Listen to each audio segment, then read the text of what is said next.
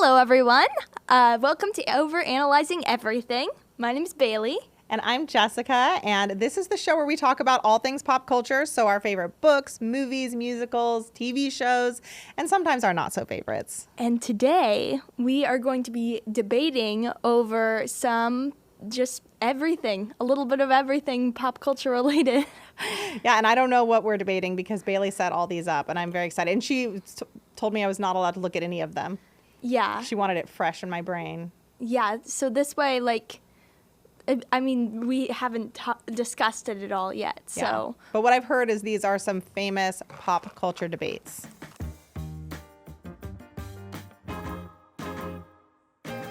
First of all, what are you drinking today, Bailey? Oh, I'm drinking popping boba inside of Summer Skies Starbucks drink. And I have Starbucks as well. I have a just a black hot tea. It kind of tastes like an Earl Grey. I don't know what happened. Bailey's very sad that she didn't get her boba straw. Yeah, it's very sad.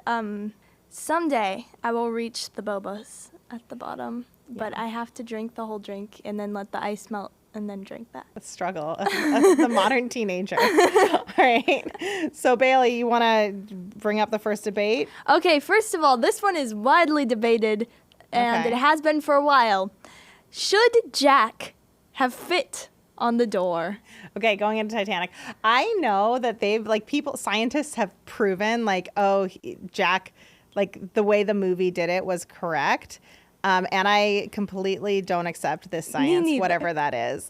Yes, absolutely, Jack could have lived. There was so much space. Also, they could have floated. Also, hang on. Yeah, go for it.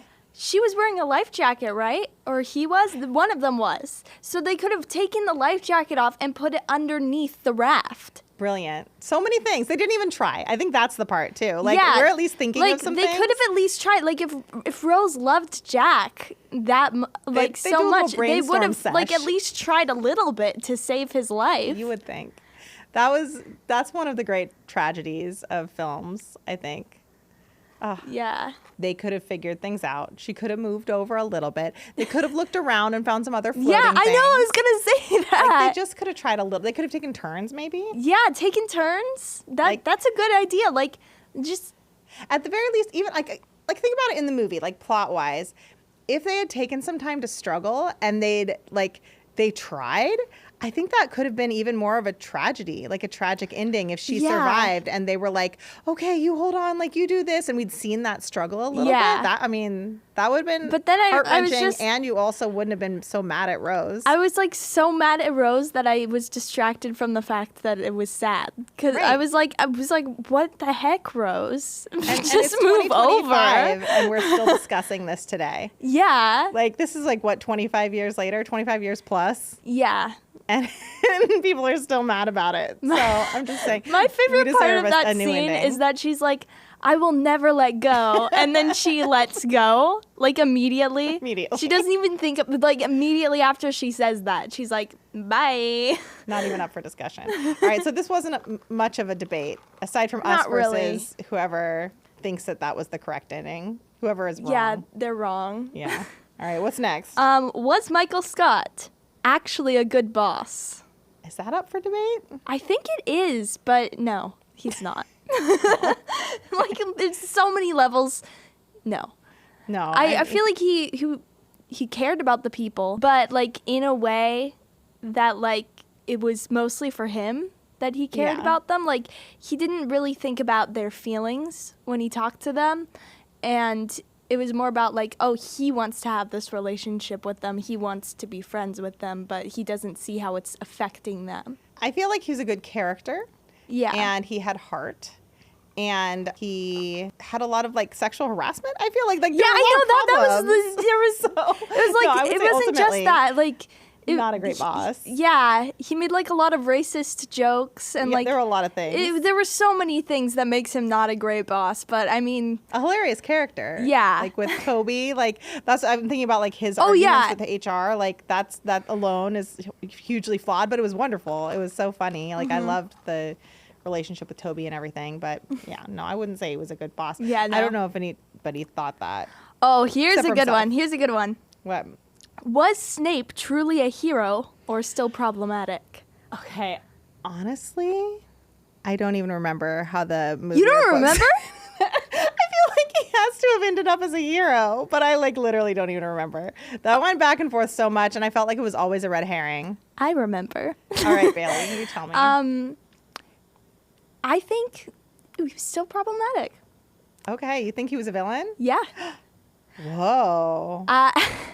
There are certainly I feel like a that few doesn't things. sound right.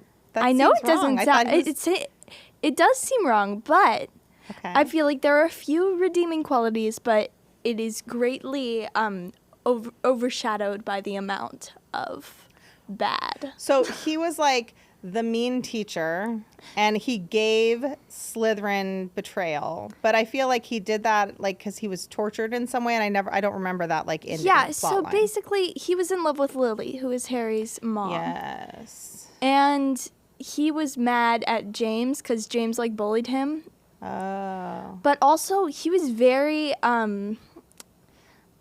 against Muggleborns. Okay. He was a Death Eater. Yes, but didn't he change? Didn't he He have like changed character for arc? Lily. Okay, changed But for Lily. he didn't completely change. He was Oh. just protecting her and protecting her son. Okay. But also, he bullied her son because Because he was still angry. he 'cause looked like James. But in the end, does he die? He does die. Okay, I felt like that happened, but I didn't know for sure. And he died like in a heroic way. I don't even. I think like a snake killed him. What, are we making this up? No, I'm not. The snake killed him. But I Okay. don't completely remember that particular scene. I remember when I first read the books, I was like, okay, but I kind of forgot what happened. And then I read it again. I was like, no, actually, like his actions aren't really redeemable. Like, I feel like all of this is very interesting because, like, I've read all the books. I especially read the first ones, like, over and over again because I'm the age where I was young when they were, like, coming out. So I would reread them in prep for the next one by the time it was, like, the 5th book or something. But I genuinely don't remember the Snape's ending. Like, this is all like a blur. And I've seen the movie. I mean, so, like, it makes sense that it's a blur because there's so much happening. Like, there's his whole backstory that you get immediately after. You get everyone else dying, and you get the Harry's a Horcrux thing. Sorry, spoilers. But Harry Potter spoilers. If you haven't caught up on Harry Potter yet, now's not really the time. If now's the time you're picking up Harry Potter, I don't know. I've got some judgments to make. But I think, like, here's the thing. When I was a theater major in college, and I took a lot of acting classes. And in acting classes, a lot of the times when you got to a script and there was like one line that you'd say that was always awkward, or you like couldn't stand that one line, a lot of times... Yeah, there is always that one line. There's that one line. And a lot of the time... we were instructed to like look at that as like maybe that's the core of that's really important. Like instead of just being mad at it and dismissing it, like dig deeper into it. And I feel like there's this interesting thing happening where it's like something in me is just like dismissing whatever happened with Snape. And like maybe that's because there was something I needed to dig deeper on and understand more and think more on. But instead I was like, I'm just not going to have any of that. But I don't know, maybe it wasn't that deep. Yeah. I don't know. I feel like the fact that he bullied Harry for years and never told him why, and he was also a Death Eater and super against Muggleborns, even though Lily was a Muggleborn. I mean, he clearly had issues, but my big question is like, but did he change? Not really. Because he was being so immature. Like the whole thing about him like bullying Harry was just bullying because Harry he was like always. an immature old man bullying a child. Yes. Like there was no reason. Like I'm trying to keep our distance so we don't like get too close and you find something out about me like emotionally. There was no reason. It was just like I'm a man who bullies children. Yeah, it wasn't just Harry who he was bullying. Like he was bullying all the other students too, like the Gryffindors, Hufflepuffs, and Ravenclaws. And then what did he do that was like redeeming quality at the end? Like, did he sacrifice himself for something? He was a double agent, so he worked with the Death Eaters to feed the Order of the Phoenix information. Okay. But also, like, everything he did was on their side after. That was it. That was when. Okay. So, sorry, I'm trying to remember. No. So, when he left the Death Eaters the first time, it was because he overheard a plan that they were going to kill Lily and James. Okay. So he stayed with the Death Eaters that whole time until then. So not a good look. No. Like he was a full adult. Yeah. Yeah. I don't know. I love, is it Alan Rickman? So good. I like That's the the movie thing. Snape better than the book Snape. That's all I'm saying. All right. Okay. We debated that one. What's next? Should Draco Malfoy have been redeemed? This is another Harry Potter Harry one. Potter. Sorry. We got some Harry Potter stuff in Draco here. Malfoy. I don't know. He gives Joffrey in Game of Thrones, which I know you don't know what that means, but you kind of know what that means. Not at all. You watched the first episode of Game of Thrones, didn't you? Not the whole thing. You walked off in anger over it? No, I think I was sick, and I can't watch gory things when I'm sick because I can't. Should Draco Malfoy have been redeemed? I don't know. Why? I don't know. Some people really like Draco Malfoy, and I don't really get the hype personally. Like, I feel like he's just kind of a school bully, and he doesn't really ever do anything that makes. This is really controversial. This one in particular. Okay. Like, I'm sorry, but I don't really like him. You don't like Draco Malfoy? I don't like Draco Malfoy. Okay. I think, aren't you not supposed to like him? Like, he's a mean bully kid. Yeah, but for some reason, everyone likes him. It's so like at the it's end, really does he weird. join and fight with Harry? No. Oh, why would we like him? I don't know. I don't remember the end of this at all. He was just always like a horrible bully person. I mean, I remember that he's born into a bully family. Like, I he's think it born might into have a been horrible because family. we've read the books. I feel like Okay. in the movies they make him seem a little bit more like he has a chance of He being is a redeemed. person. Like Because you're seeing him as a human, and like on a book, you're just seeing the words on Yeah. the page, and you can judge a little harder. I guess. Maybe. I don't like Draco Malfoy. I never have. I think it would be cool if he had some redemption. I feel like it would really help the story, but I don't think he was ever redeemed in any way for me. Okay. Should the Beast be held accountable for imprisoning Belle? Wild hero. Wild love interest. That whole storyline, really, you take that. I you say didn't it out really loud, think about and it. it is. I didn't think about it as much when I was like little watching it, but then when I read ACOTAR, I was like, "This is Beauty and the Beast, and he's terrible."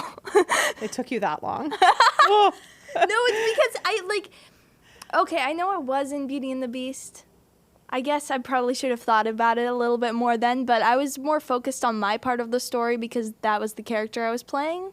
I was like one of the townspeople who was obsessed with Gaston, so I was like working on the town side of it, like, and I did sing a whole song about like killing the beast and stuff, but like that's I didn't do any research on the beast, and I didn't really think about it at all. Her father, and like he's horrible. I know he's horrible. He's horrible. I know he's horrible. And then also just saying the animators when they transition him into the prince, like they really didn't do him any favors. Yeah, no. It's like they could have made him like more attractive if they were really trying to sell that, but no, just all around the beast. No. That was so sad. And Belle's so like she's educated. I and love she's compassionate. Belle is like, and she's a fighter. Like she's like so I feel like she strong. would have realized that. No. Yeah, for her to be like, oh, I do love you. Like this is so great. Like there's something there. No, I guess that's the Mrs. Potts song, huh? There's something there. Da, da, da, da. Yeah, no. I don't know. What does she find appealing to him? Like just that underneath the surface, his harsh surface, there's someone who was mean to an old lady once, so she turned him into a beast. Like what's his redeeming quality? I don't know. I think he like saved her from wolves or something, and she's like, "Whoa, you saved me from wolves." Like it's not that hard for him. He's a whole beast. Yeah, and he like got a little bit hurt, and he also gave her like a library, but like He already had it. Like, Yeah. he could have given it to her in the first place. Yeah. Since she was just sitting there being imprisoned by him. They should have a Love Island where it's all the, like, Disney characters. The Disney princes.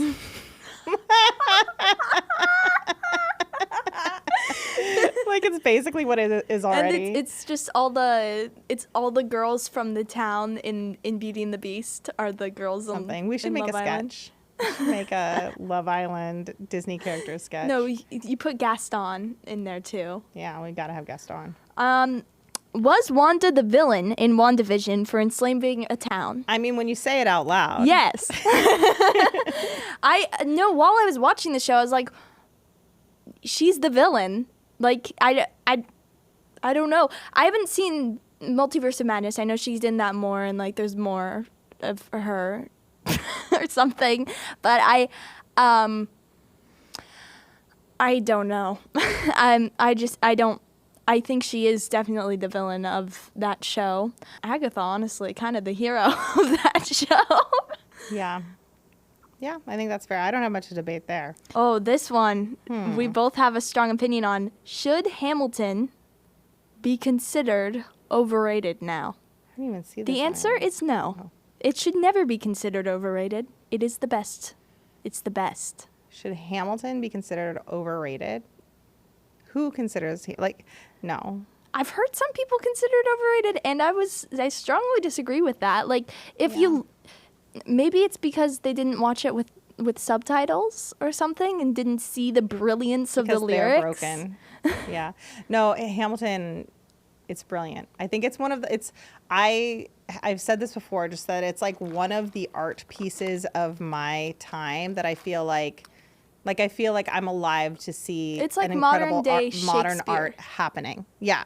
And I feel like so honored to be in this time period where it's happening because it's like that special. We got to be in the room where it happened. Exactly. Except not far away in California, not watching it ever on Broadway, but we've seen the tour. We've seen the tour twice, and we've seen the Disney Plus one many more times than twice. But yeah, anytime when I see the tour, I'm just like any version I watch of it, I'm just in awe, and I'm so grateful that I get to like experience it because art goes away in time. You know, like I can't imagine how many things that happened that were like great art 100 years ago or 200 years ago that they, you know, only a couple things lasted, or like some artwork, some paintings. But for example, you know, in The Greatest Showman, they have the woman who's awful, the Never Enough. Yeah. Like recordings of her singing, you know, like when you hear about like great singers and stuff, like they don't have like the technology. They didn't have the technology then to like preserve it. Wow. And I think it's so cool that we're able to see Hamilton. That's all. Yeah. Hamilton's so good. Hamilton. It will never be overrated. And if you think so, you're wrong. Especially if you've ever heard the demo tapes and where it came from, how it started.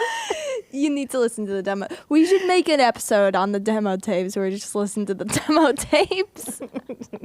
Should Spider-Man Turn Off the Dark have closed sooner or been saved? Is that the Broadway show? I mean, I guess it shouldn't have happened in the first place. That whole show was a disaster, right? That's kind of my opinion, too. I feel like everyone got hurt. Like, everyone broke all their bones. Yeah. I never saw it, but I did hear that it was, like, a very dangerous show, and it was a lot of disasters happened with it. I feel like there's a way that it could have been saved in that they shouldn't have used the flying equipment. But then you could have Spider-Man with no flying. I think you could. Even like if they did it in a safer way. But there have been enough shows that incorporate characters flying on stage. Like they should have been able to do that. But yeah, but I think it was something about that like particular technology have you heard they used. Any of? Were there songs in it? Was it a musical? I've heard a few of the songs. I don't really know. I don't know. It's Reeve Carney who's Orpheus in Hadestown. Oh, did he get hurt? He did. Yeah. Oh, what happened? I think he like broke his arm or something, or maybe it was a stunt. I really don't know. I don't know much about this show. I remember when it was happening because I feel like Colleen was living in New York, I think, or maybe she was just like she would just talk to me about it all the time and be like, "Oh my gosh, another thing happened," and she was like freaking out about how dangerous it was, and that's really dangerous. Really dangerous. Did she see it? No, did it even happen? I think it did. I think it was open for like a week and then it closed or something. Yeah. I'm not entirely sure. Please don't quote me on this. Yeah, I don't know. All I remember was that it was like very, very expensive and very much a disaster. Yeah. So I don't know if that's one of the greatest controversies, Bailey, but I like that you put it on the list. Is We Don't Talk About Bruno the best Disney song? I love these questions. The answer is yes. Okay. I don't think I would have said that, but I also haven't put enough thought into it. I don't know. It's a great one. I love We Don't Talk About Bruno. I actually heard somebody talking the other day about they were saying that Encanto wasn't even good. No, you're wrong. Like they were like, oh, it's overhyped. Like it wasn't even a good show. Like fight me on it or something. And I was like, I will. Or good movie. And I was like, it's so good. Like so good. It's so good. And the music is written by Lin-Manuel Miranda. I mean, I guess it's kind of a similar question to the like, is Hamilton overhyped?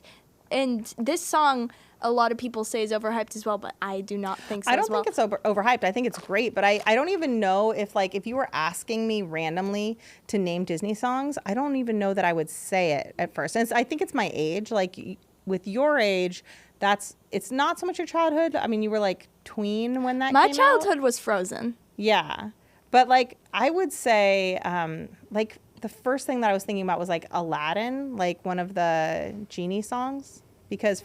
Or like Little Mermaid, Lion King, like that was the era for me. And I still think great things have been made since. There was a very dark era where I thought Disney musicals were not going to come back, and I was so sad and mad. And it was like right after Hunchback. It was like Hunchback, Tarzan, and then everything got redeemed with Tangled. And you were little, and it was so wonderful because I was just like, oh my gosh, Disney musicals are back. Like I was so happy, and they'd been gone for so long. I do need to say. Okay. Songs from Tangled, the series, also, like, especially anything Jeremy Jordan sings, that's, like, also top of the list for me, is best Disney songs. I know. So Bailey loves the Tangled TV show. What's it called? Tangled, the series. Tangled, the series. When I was 12 and we were quarantined, that was all I watched. Yeah, that was, like, COVID era. But I feel like I don't think about it as much because it just wasn't my childhood era. That's not, like, Disney to me, even though I do absolutely love that movie and I love that song and I love other songs from Encanto as well. So, but to me, that's not like iconic Disney, but mostly because of my age, you know? But it's the best Disney song. Okay, Bailey, you won that debate. Sure. Is Let It Go the most overrated Disney song? Is the next one. No? I think it's a good song. I think it's good. I've heard it too many times, though. That's fair. I mean, you can be over it. I'm over it. I wouldn't say it's overrated, but I would say that I'm over it. I didn't like the version. I don't even remember how it sounded, but I didn't like the version, the credits version, like the Demi Lovato version. I did really like the movie one. Yeah. Benzel. Adele Dazeem. Adele Dazeem. Yeah. Idina Menzel's. I mean, obviously she's Elsa, but yeah. No, I wouldn't say it's overrated. I wouldn't say it's overrated either. It's pretty much the song of my childhood. Like all the songs in that movie, whenever I listen to them, I'm like, oh, wow. I remember wearing an Anna dress before that movie came out. So what would you say is the most overrated Disney song? Oh. Is there one? Maybe there just isn't. Maybe Disney's just great. Maybe it is Let It Go. Did you just lose your own debate? And that took nothing on my part. All right. So I'm going to just move on from there because I think I won something. Okay, is Into the Unknown better than Let It Go is the second part to that question. So I'm assuming you put that there because you have an opinion. That would be my guess. Into the Unknown is better, yeah. I would say Let It Go is better. Dad, stop shaking your head. I would say Let It Go is better, but I want to hear about why you think Into the Unknown is better. I guess maybe it's because I've heard Let It Go so many times. Okay. All right. But I also think it's actually, I think even better than Into the Unknown is the other song Elsa sings. I can't remember what it's called,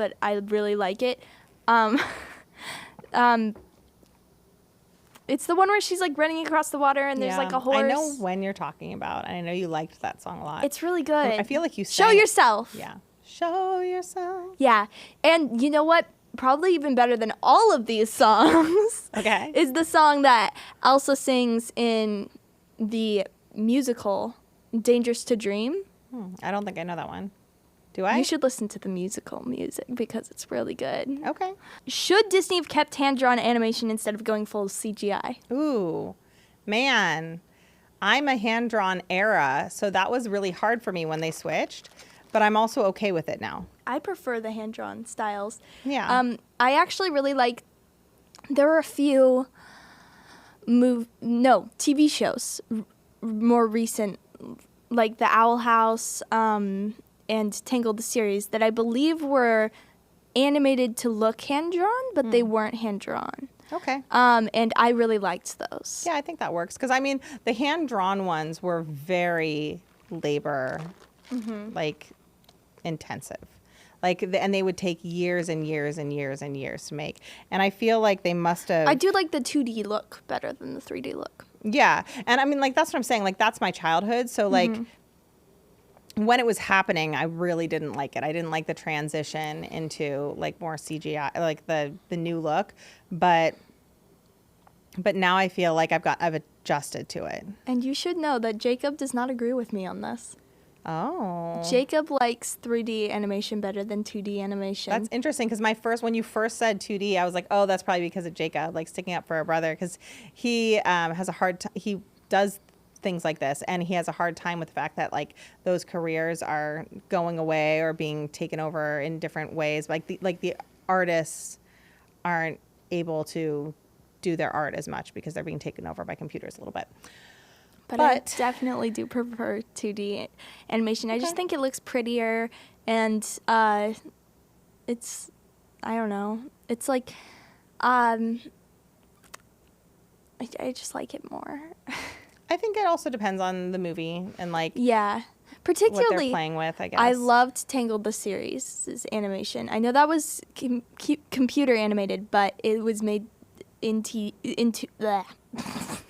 made to look 2D, so it looks so cool. I love it. Was Anna actually the hero or Elsa? Why are there so many Frozen questions in here? Say, these are pop culture's greatest debates, and it's 5 things about Frozen. It's all Frozen. Maybe we should just name it Frozen and then refilm the intro. Let's skip the Frozen question. Go to the next thing. Is Ariel actually a bad role model for giving up her voice for a man?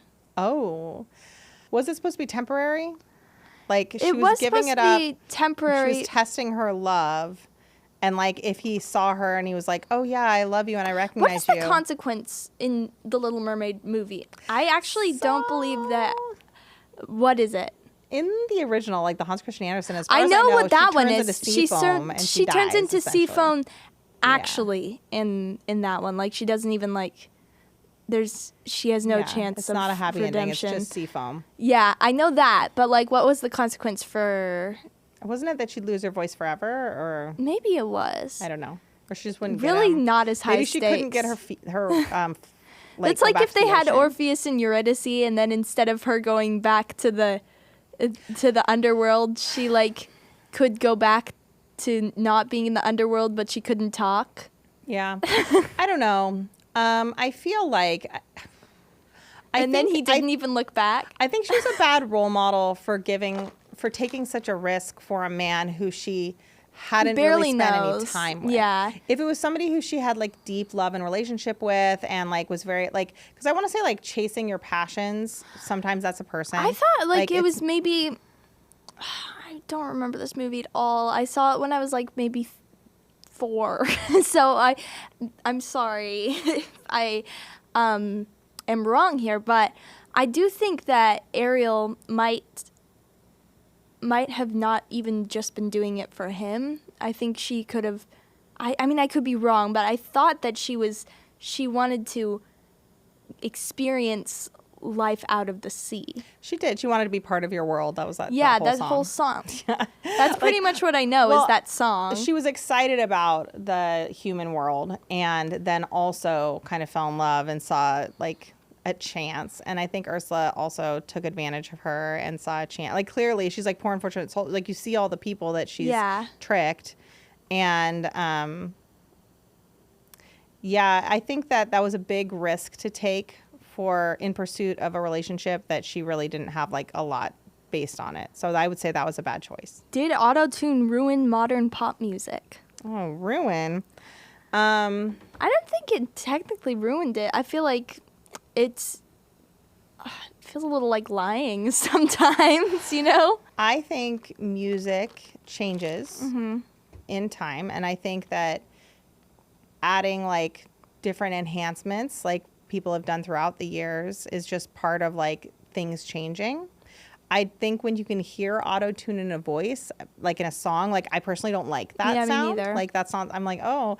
And I also think that like people, like vocalists who have really trained in their craft and who are really skilled, like to me, I'd rather experience that than experience someone who's like maybe less skilled and is relying on auto-tune to turn it a certain way.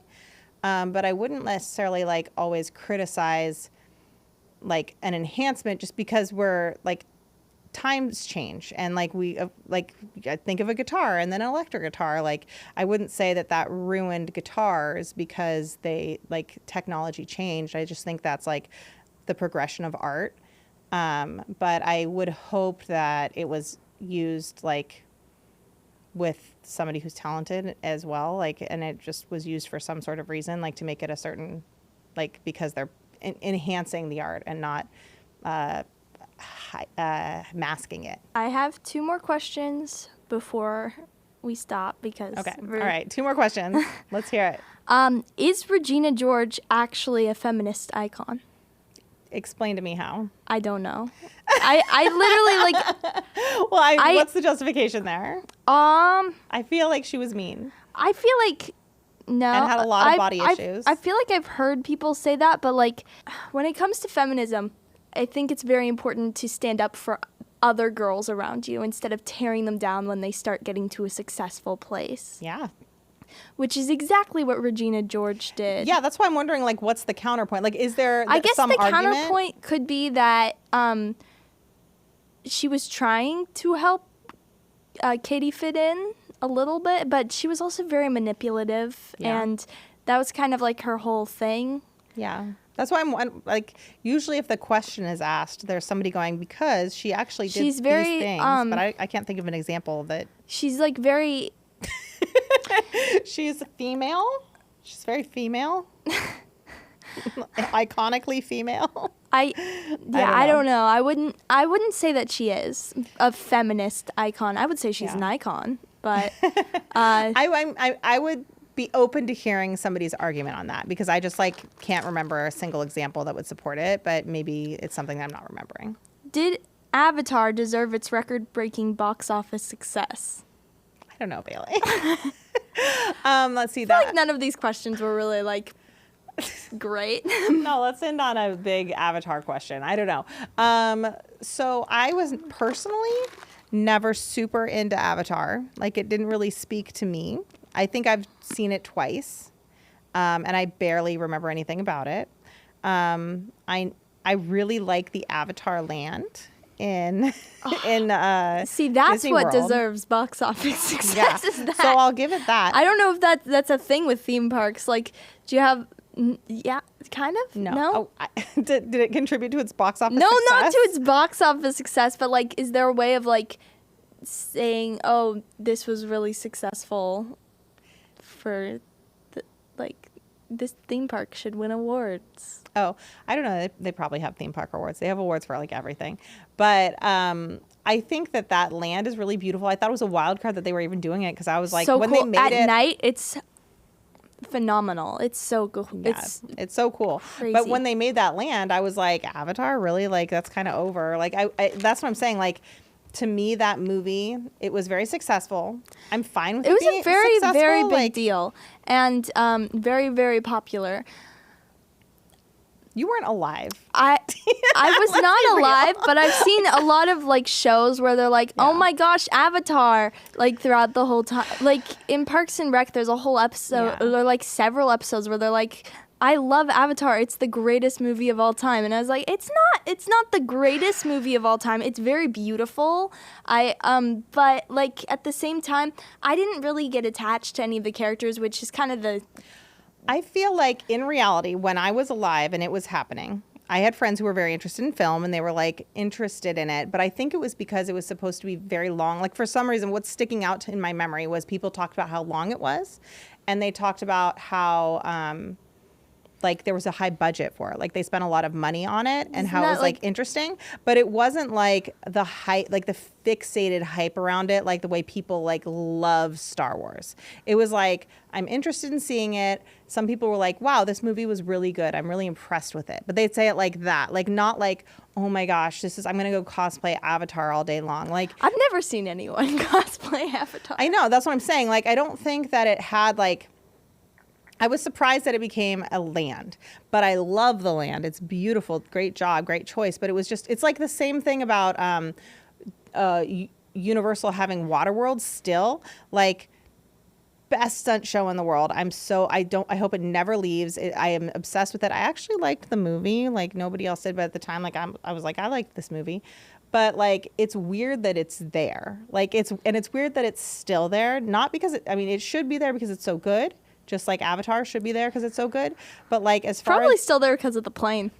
But as far as like because of the movie, like it felt like a weird choice. Mm-hmm. And with Avatar too, like it seems like they're just like, they don't want to let go of it as a... I thought it was more of like someone liked it and we're like, oh, this would make a good, like an interesting theme park place. It doesn't necessarily have to do with the movie. It didn't Avatar? like have to do with the branding of it as much for... Are you talking about Avatar? Yeah, for Avatar and Waterworld, like I think, like I could imagine someone watching the movie and being like, I think we could make something really cool out of this. I know, but what I'm saying is it happened so after the fact. Like, and yeah. I don't feel like it was something that like people had been holding on to dearly for all those years, but them going, I want to make it because it's so beautiful and like such an interesting world. Like, I think that that's valid because it became like, it is that, like, it's so cool. But I thought it was just kind of a weird thing. Like, it doesn't have that big of like a cult following, I don't think. I mean, maybe I'm just not in that world, but you know, I think it's fine. There are a lot of Oscar winning movies that get a lot of hype. Everything Everywhere All at Once should have a land. Yeah, maybe Bailey. That's the best movie. Yeah, a big like donut or something. Opinion. Or what is it, a bagel? It's a bagel. Yeah, that would be a bagel ride even. Yeah, that could be fun. And Raccacoonie, that's like my favorite character.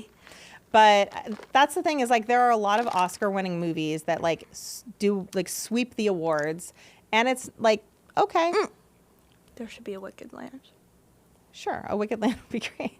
That would be so cool. But what I'm saying is, like, the question was, did it, like, what was it? Like, does Avatar deserve all the like hype or box something? Office hype, like yeah. So I feel success. like I don't understand its current hype because I never thought it was like that popular, but it was like at the time groundbreaking in some of the film things that it was doing, and it was like, okay, this is a movie that like gets nominated for a bunch of things. And cool. As someone who saw it after the fact, I wouldn't say it's one of my favorite movies or something that I would probably watch again, but I like enjoyed it while I was watching it. Yeah.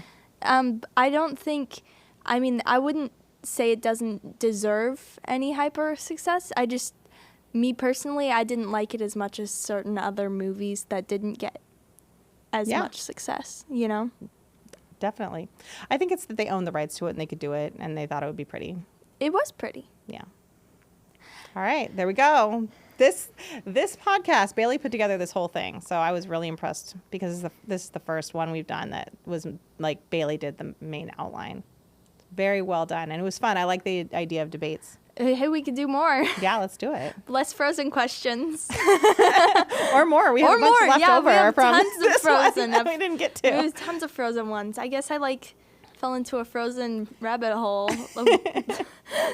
Thank you guys so much for watching, and see you next time. Bye.